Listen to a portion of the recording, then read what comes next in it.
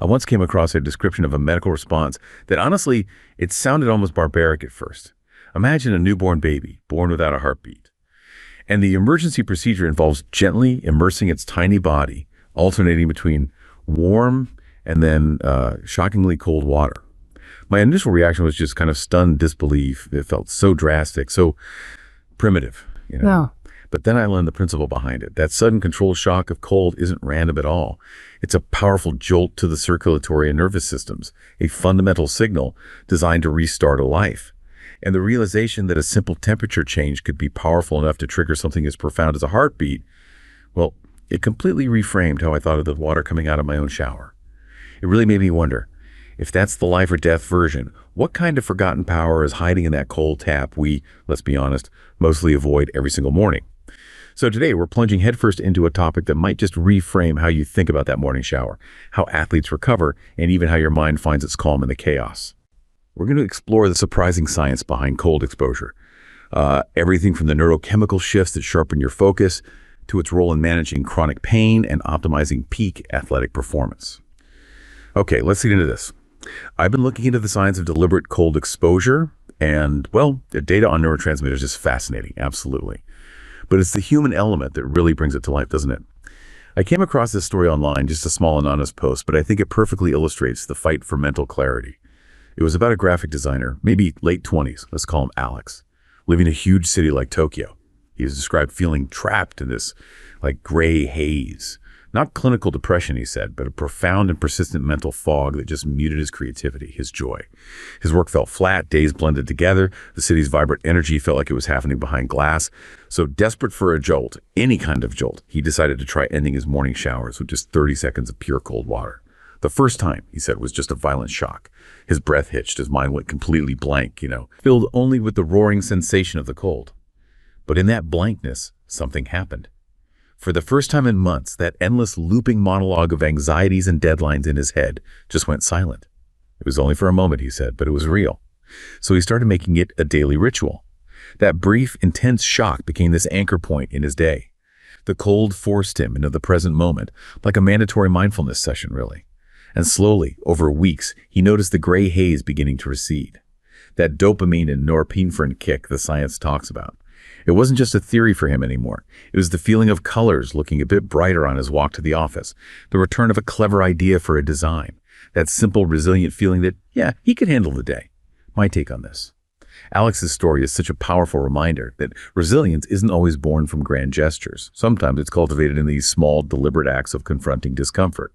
That daily shock of cold didn't magically solve his problems, obviously, but it gave him the neurochemical and mental reset he needed to start solving them himself. It's a testament, I think, to how we can use our own physiology to reclaim our mental space. And it really made me wonder, if Alex found relief from that kind of mental fog, what exactly is happening on a neurochemical level when that cold hits? What's the science behind that sudden silence in the mind? That's a profound question. And Alex's experience is a fantastic illustration of the precise neurochemical response that deliberate cold exposure triggers. It's actually very well documented. What's truly remarkable here is the powerful, almost immediate release of both dopamine and norepinephrine. Now, these aren't just what some might call feel-good chemicals, though they certainly contribute to mood. They are, in fact, the brain's natural endogenous boosters for critical cognitive functions: sharp focus, sustained motivation, and an overall balanced mood. The immediate mental clarity Alex described, that sudden welcome silence of his inner monologue, that's directly tied to this rapid surge. Think of it this way. For crucial moments when you need to be sharp, motivated, emotionally steady, a deliberate cold shock is like hitting a natural, instantaneous mental reset button. It prepares your brain for optimal performance without external stimulants. A mental reset button, I like that. So it's not just feeling awake, it's actually sharpening the tools, so to speak. Exactly. This natural neurochemical boost, particularly from norepinephrine, significantly enhances daily mental performance. When these neurotransmitters are flowing at optimal levels, you find yourself more attentive, your decision-making can be quicker, you feel more driven to tackle tasks, and you generally maintain a more positive, centered state of mind throughout your day. It's like having an internal clarity filter. Okay. And this directly reinforces emotional resilience because you're literally starting your day from a place of neurochemically supported clarity and positive reinforcement, which then helps you maintain that balanced state even as the day unfolds and, throws challenges your way. Right, so you're building a buffer against the day's stresses from the very start. Precisely. And it goes deeper than just an immediate mood lift. Cold exposure actively engages your sympathetic nervous system. The fight or flight. Yes, the very system responsible for initiating that familiar fight or flight response. You feel that initial jolt, your heart rate might quicken, your breath hitches. But here's the key mechanism. Regular controlled exposure to this very specific acute stress actually trains your body and your brain to handle stress more calmly, and crucially, to recover quicker once the stressor is removed. Think of it like building a muscle in the gym.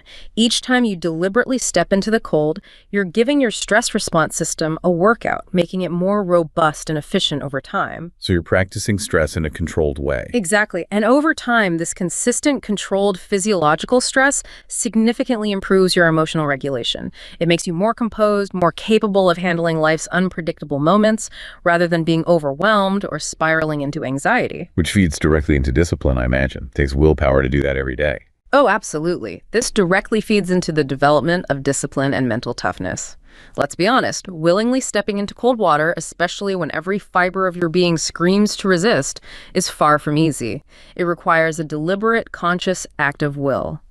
But consistently doing hard things on purpose cultivates genuine grit and unparalleled mental toughness. This daily habit of confronting the cold becomes more than just a routine. It transforms into a profound ritual of overcoming internal resistance, one conscious breath at a time. You're actively, purposefully pushing through discomfort, challenging self-doubt, overcoming hesitation, all absolutely vital components of a truly resilient and unshakable mindset. Mm-hmm. And you mentioned mindfulness too, the cold forcing you into the present.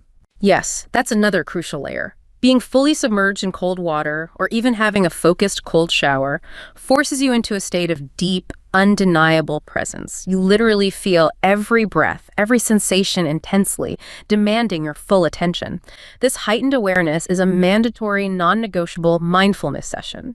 It dramatically improves your inherent mindfulness and your ability to control your physiological responses. These are essential tools for navigating pressure, managing anxiety, and combating mental fatigue in any situation. It's a form of meditation with an edge, really. Meditation with an edge. I like that phrase. It trains you to stay calm and focused even under significant physical stress, a skill that directly translates to maintaining mental calm under psychological stress. And finally, the more you intentionally challenge yourself with cold exposure, the more adaptable your mind becomes. You begin to reframe everyday obstacles and discomforts, recognizing that they are temporary and, crucially, manageable. This regular practice builds a profound foundation of self-trust and confidence in your own capabilities. You start to feel more capable, better prepared to handle whatever life throws your way. That makes sense. You know you've intentionally pushed your own boundaries and emerged stronger. This newfound resilience then carries powerfully into all other areas of your life, your relationships, your career ambitions, your personal growth. That's incredibly compelling. The way these seemingly simple biological responses can have such profound and cascading impacts on our mental state. It truly feels like unlocking an internal superpower. And it makes me think about conditions like depression and anxiety, which are often characterized by persistent low mood, overwhelming fatigue, and even inflammation at a physiological level. You mentioned neurochemical imbalances earlier. It sounds like cold exposure might not just be about feeling better temporarily, but actually influencing the very chemistry that contributes to these challenging conditions. How deeply can it really impact something as complex as clinical depression? You're absolutely right to draw that connection. If we zoom out to the broader picture of clinical mental health, it does invite us to consider whether something as straightforward as cold exposure can genuinely offer meaningful help. And the scientific literature provides some intriguing insights here. For instance, studies indicate that people with clinical depression often exhibit increased levels of an enzyme called monoamine oxidase A, or MAOA. Yes. This MAOA enzyme, in essence, acts like a relentless scavenger in the brain. It strips the brain of those very chemicals we just discussed: serotonin, dopamine, and norepinephrine. This breakdown leads to significantly lower levels of these crucial chemicals, which are precisely the targets of many pharmaceutical drugs designed to regulate their reuptake. Okay, so depression involves lower levels of these key mood regulators. Often, yes. And what's particularly compelling is that exposure to acutely cold water incites a truly vast and consistent increase in norepinephrine production. We're not talking about a small bump here. Studies show a remarkable 200-300% rise. And astonishingly, this elevated level doesn't seem to diminish over time with repeated exposure. Wow, 200 to 300%. That's huge. And sustained. Sustained, yes. Norepinephrine, as we mentioned, directly regulates focus, energy levels, and alertness, all functions commonly and severely compromised in individuals experiencing depression. It's quite remarkable when you consider it that this natural, non-pharmacological intervention can achieve a response that pharmaceutical companies spend billions trying to engineer synthetically. That really is something. Is it just about the norepinephrine, or are there other mechanisms at play? Well, beyond the direct neurotransmitter effects, another critical player in this entire system is the vagus nerve. Ah, yes, the vagus nerve. I've heard about its connection to relaxation. Exactly. It's a vital component of your parasympathetic nervous system, the rest and digest system. It acts like a superhighway connecting numerous organs, including your brain, heart, liver, and gut. When someone is said to have a low vagal tone, it means this nerve isn't functioning optimally. Think of it as the master switch between your body's accelerator, the sympathetic response, and its brake, the parasympathetic system. So a low tone means the brake isn't working well, you're stuck in on mode. Sort of, yes. You're more prone to being in a heightened, stressed state. A low vagal tone is a well-known contributor to chronic stress, anxiety, depression, gut problems, and even systemic inflammation. Okay, so how does cold exposure fit in with the vagus nerve? Here's where it gets interesting again. Acute cold conditions, whether it's that cold blast at the end of your shower or even just splashing very cold water on your face, naturally and effectively stimulate the vagus nerve. As your body adjusts to that initial intense shock of the cold, the activity of your sympathetic nervous system, that fight or flight response, actually begins to decline. Simultaneously, your parasympathetic activity, the rest and digest system, increases. This physiological shift, this rebalancing, helps to directly improve your vagal tone. I see. It nudges your body and mind towards a more relaxed, balanced, and resilient state. And this connects to things like the Wim Hof method, right? Absolutely.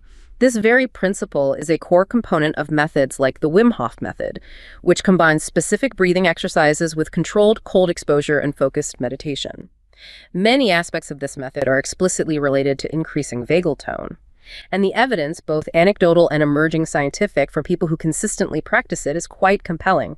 They often report significant benefits: dramatically reduced stress levels, noticeably improved sleep quality, sustained increases in energy, and even a reduction or relief from symptoms of chronic conditions like fibromyalgia and some types of arthritis. It really speaks volumes about how interconnected everything is, mind, body, and nervous system. It truly does. How a seemingly simple external stimulus like cold can cascade into such widespread and tangible internal benefits. So that's a powerful testament to the mental and emotional impacts of cold.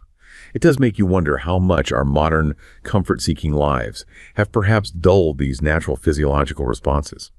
But if cold can profoundly affect our mental state, what about its role in addressing physical ailments, especially the chronic, persistent ones that so many people struggle with daily? When we discuss the clinical application of cold hydrotherapy, it can often sound a bit sterile, detached, like something only a doctor would prescribe.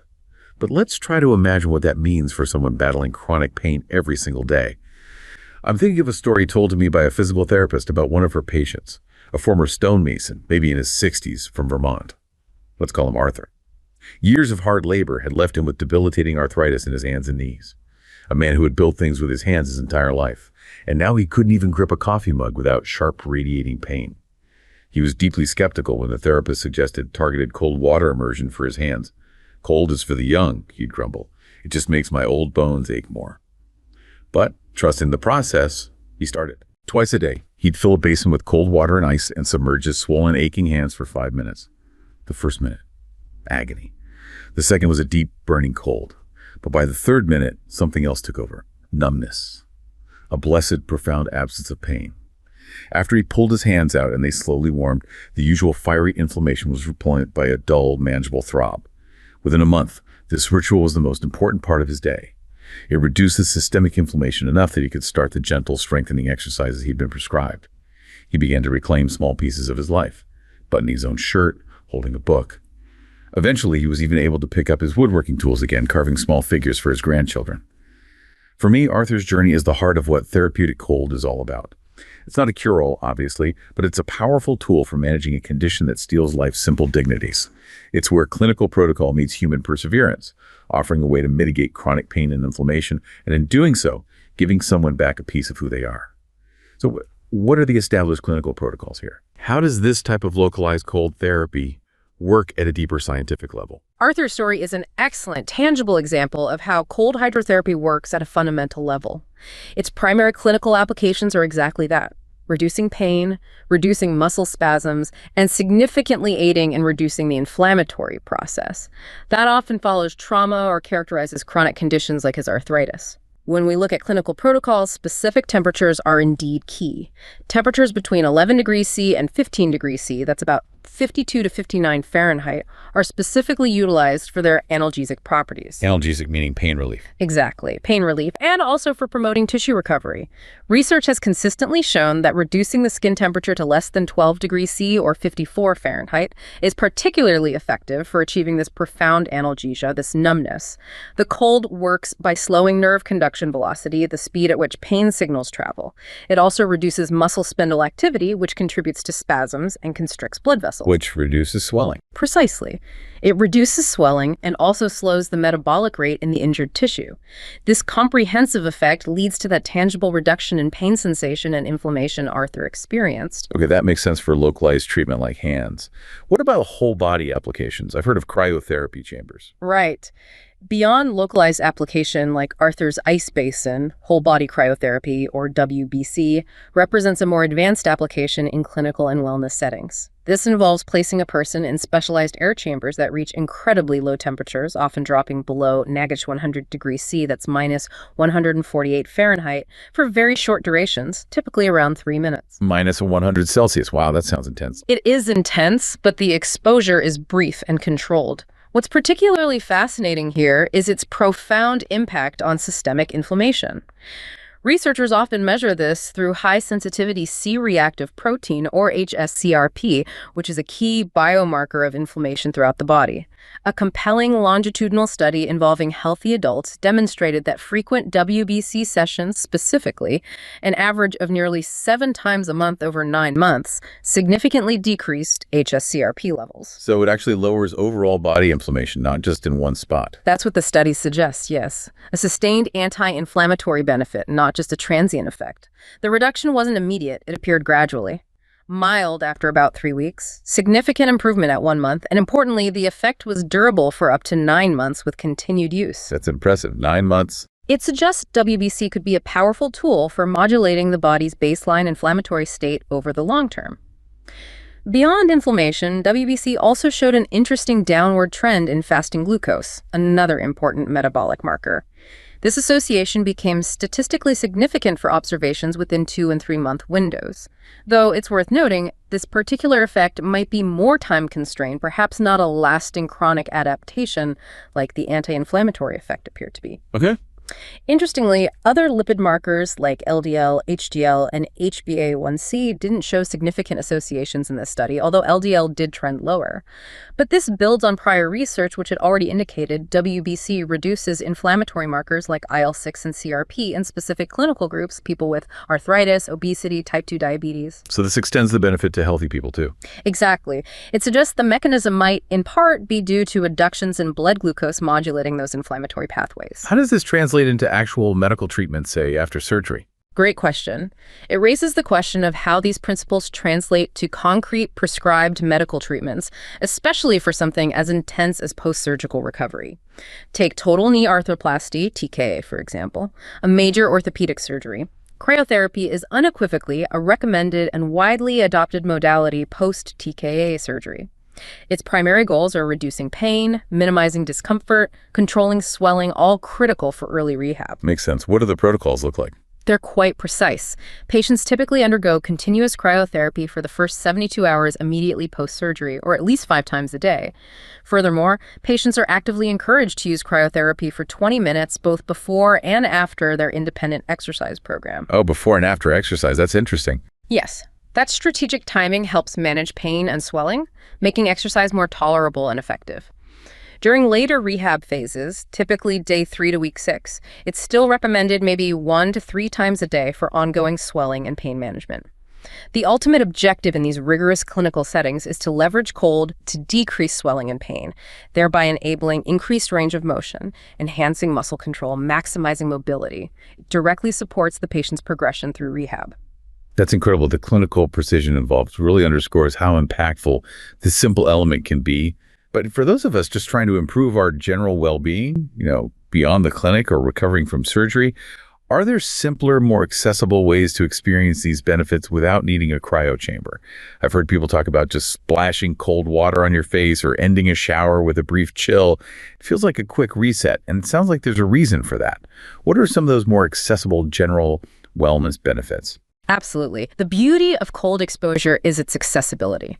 You definitely don't need highly specialized equipment to tap into many of its benefits. Many of these general wellness benefits are directly related to that initial shock and the body's subsequent adaptive response. For instance, let's just consider skin and hair immediate, noticeable benefits. Cold water helps temporarily tighten pores, which can lead to healthier looking skin by helping retain natural oils, reducing dryness, enhancing its protective barrier. Okay. For your hair, similar effect. It helps seal the hair cuticles. That reduces frizz, makes hair appear smoother, boosts overall shine. You can also apply cold compresses or even ice wrapped in a thin cloth to puffy eyes. It constricts blood vessels, effectively helps reduce dark circles, morning puffiness, quick visible improvements. Simple stuff, but effective. What about energy levels? That cold shower wake-up call is real. It is. Then there's the well-known circulation and energy boost. When you expose your body to cold, even briefly, it causes initial vasoconstriction, blood vessels narrow. This pushes blood from the surface towards deeper tissues, your vital organs. It's a protective response. But here's where it gets really beneficial. Once you rewarm, these vessels vigorously dilate or widen again. This dynamic hot-cold cycle significantly enhances overall circulation. It's like giving your cardiovascular system a gentle workout. Training the blood vessels. Exactly. It trains them to become more efficient at expanding and contracting, improving cardiovascular health over time. Simultaneously, splashing cold water on your face or immersing your body triggers that rapid increase in adrenaline and noradrenaline. That provides the immediate surge in alertness and focus, a natural, non-caffeinated wake-up call. And the immune system. I've heard claims about that too. Yes, this also plays a fascinating role in immune system support. Multiple studies and observations suggest people who consistently incorporate a short, cold burst at the end of a hot shower report being sick less often. While the exact mechanisms are still being fully mapped out, the prevailing theory is that the body's adaptive response to the acute, controlled cold stress strengthens its overall ability to handle challenges, including pathogens. It's thought to stimulate white blood cell production and efficiency. Interesting. And metabolism. Any effect there? For those looking for a slight metabolic edge, cold showers may indeed slightly increase metabolism. When your body's exposed to cold, it has to work harder to maintain its core temperature. That's thermogenesis. This active process burns more calories than remaining comfortable. It's certainly not a magic bullet for weight loss on its own, but it's another subtle physiological benefit contributing to energy expenditure. Okay. And what about alternating hot and cold? Contrast therapy. Right. Contrast therapy is a hydrotherapy technique deliberately alternating hot and cold. This method actively trains blood vessels to expand and contract more efficiently, further improving circulation and perhaps metabolic waste removal. For home use, a practical approach is start with a warm soak, maybe 10-15 minutes, let the body relax, vessels dilate, then finish with a powerful, invigorating 30 to 60-second blast of cold water. People who try this consistently often report a unique blend of benefits, feeling energized, incredibly relaxed, sometimes even a healthy glow to their skin all at once. It's a fantastic way to leverage both ends of the temperature spectrum. From everyday wellness to critical medical recovery, the power of cold is undeniable. It's clear that discomfort, when applied strategically, can be a powerful catalyst for positive change. But where the rubber truly meets the road, where every millisecond and every degree of muscle recovery counts, is in elite athletic performance. In the high-stakes world of professional sports, the search for a competitive edge is relentless.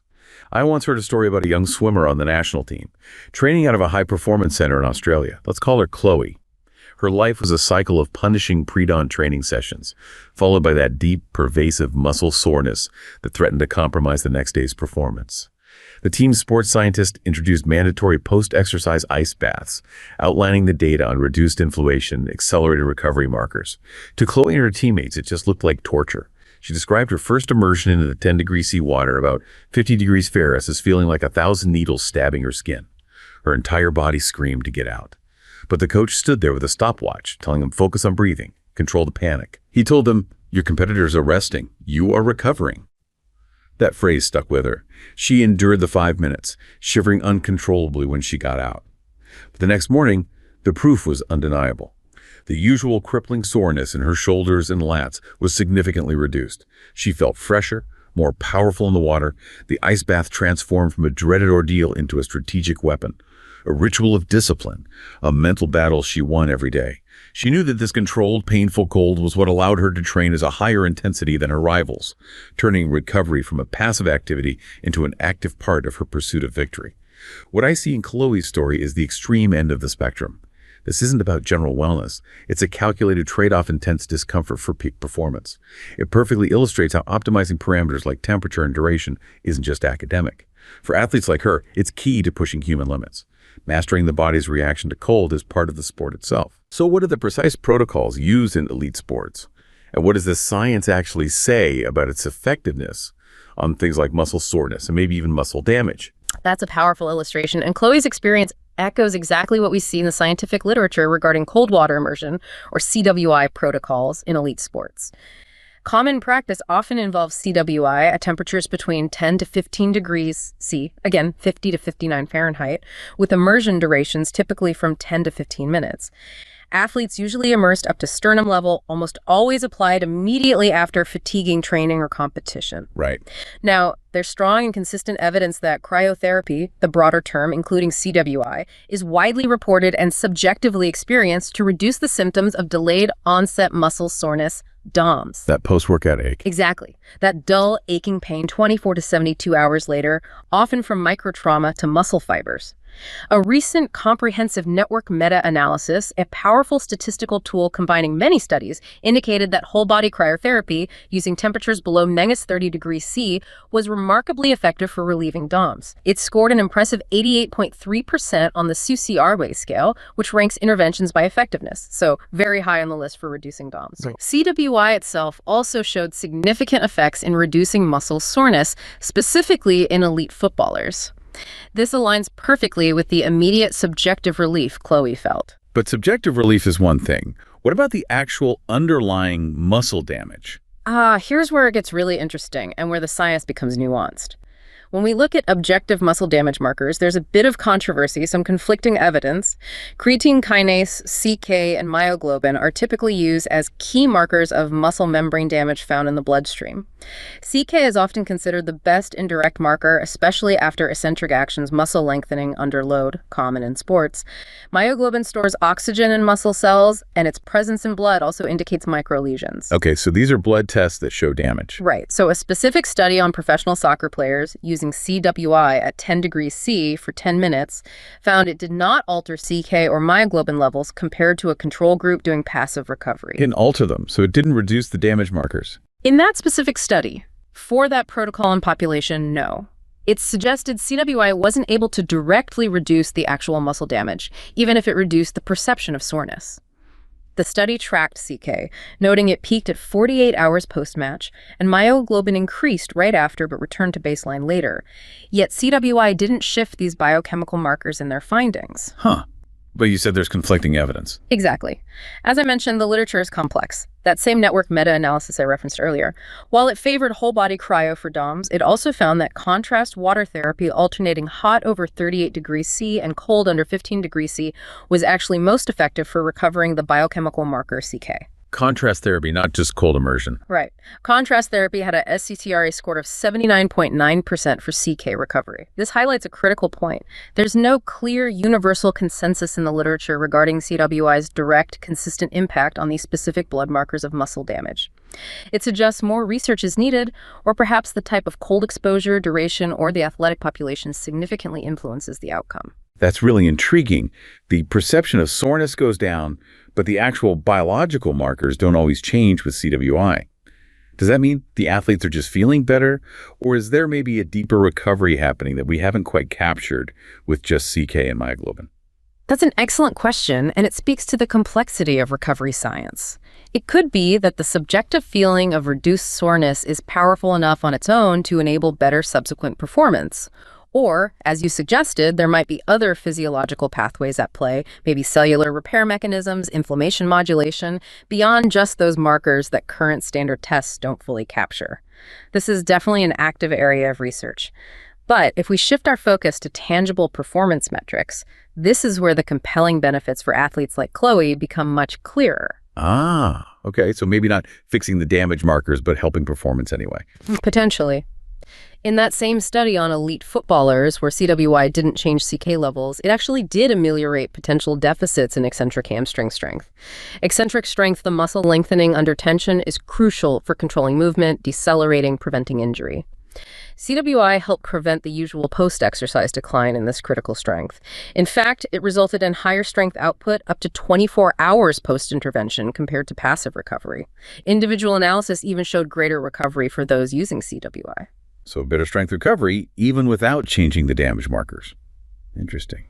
What about other performance aspects? For overall jump ability, a key indicator of explosive power cryotherapy again ranked highest for recovery in that meta-analysis, with a robust SUCRI score of 83.7%. Strong positive impact there. And while group analysis for isometric adductor strength, think hip stability and hamstring flexibility showed no significant effect of CWI on average, CWI did lead to a rapid return to baseline for isometric adductor strength immediately post-intervention, which passive recovery did not achieve. And again, individual analysis consistently showed further improvements for CWI in these metrics. So the group average might hide individual benefits. Precisely. Even if the overall group average didn't always hit statistical significance, individual athletes were clearly benefiting, returning to baseline, or even improving faster. What about the mental side for athletes? Recovery isn't just physical. Absolutely crucial and often underestimated. The psychological recovery. Immediately post-intervention, CWI groups maintain their well-being scores. Despite the discomfort, it helps sustain a positive mental outlook. In stark contrast, the passive recovery groups actually worsen significantly in well-being scores right after, feeling more fatigued, mentally drained. So short-term, cold provided a direct mental boost, a feeling of freshness. Okay, but is that sustained? Here's a fascinating nuance. At 24 hours post-intervention, the passive recovery group's well-being scores actually improved above baseline, whereas the CWI group showed a slight decline below baseline. Oh, why would that be? It's complex. It suggests maybe the immediate psychological boost from CWI might not persist without more exposure, or it could be influenced by the ongoing demands of recovery from significant fatigue lasting more than 24 hours. The body is still adapting, repairing, and the psychological impact shifts. But despite that specific complexity at the 24-hour mark, CWI consistently showed significant effects for reducing overall fatigue and, importantly, improving sleep quality. And sleep is king for recovery. Absolutely critical. As any athlete will tell you, adequate sleep and reduced fatigue are key for overall recovery, mental acuity, and readiness to perform. So, this extensive body of evidence, with its varying results, points to important nuances. There's even debate about the ideal temperature. Some findings suggest slightly warmer CWI, maybe 15 degrees C, might actually produce superior performance recovery compared to cooler 5 degrees C temperatures, even though the cooler group got colder. Warmer is better for performance recovery. That seems counterintuitive. It does, right? It raises the possibility that the really cold 5 degrees C range might be more fitting for acute injury management, reducing swelling, rather than solely for general systemic recovery and performance enhancement where maybe 10-15 degrees C is better. Timing is also critical. Literature suggests CWI is probably best avoided immediately after resistance training. How do you say way? It might mitigate some crucial adaptive responses the body needs to build strength and muscle, things like protein synthesis, cellular signaling pathways. Cold might blunt that growth signal. However, it definitely has a powerful place after other types of training. A demanding football match, long swim, intense cardio where the primary goal is rapid return to play, and reducing systemic inflammation, not necessarily maximizing long-term muscle growth. Got it. So it depends on the training goal. Precisely. Yeah. Ultimately, because individual responses vary so much, a one-size-fits-all approach across an entire squad is likely inappropriate.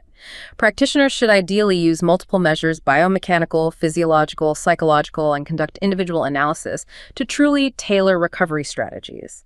Get the most effective intervention for each athlete's specific needs, physiology, and demands. It's about being incredibly precise with that discomfort. So what does this all mean? We've covered everything from a profound neurochemical reset, sharpening focus, and building mental clarity, to cold being a practical, clinically proven tool for managing persistent pain and accelerating physical rehab, and even a strategic weapon in the relentless pursuit of athletic excellence, pushing human limits. The consistent thread through all these insights seems to be the remarkable, often underestimated, and surprisingly sophisticated power of cold.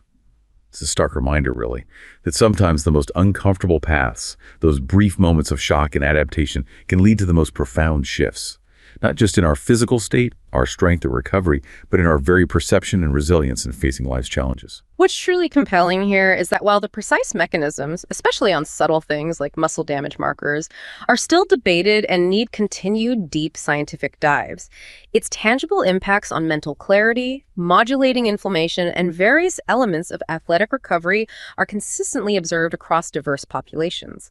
It invites us to consider that beneath the simple chill, there's a highly sophisticated biological language, a complex set of signaling pathways, adaptive responses, just waiting to be fully understood and harnessed in even more deliberate, personalized ways.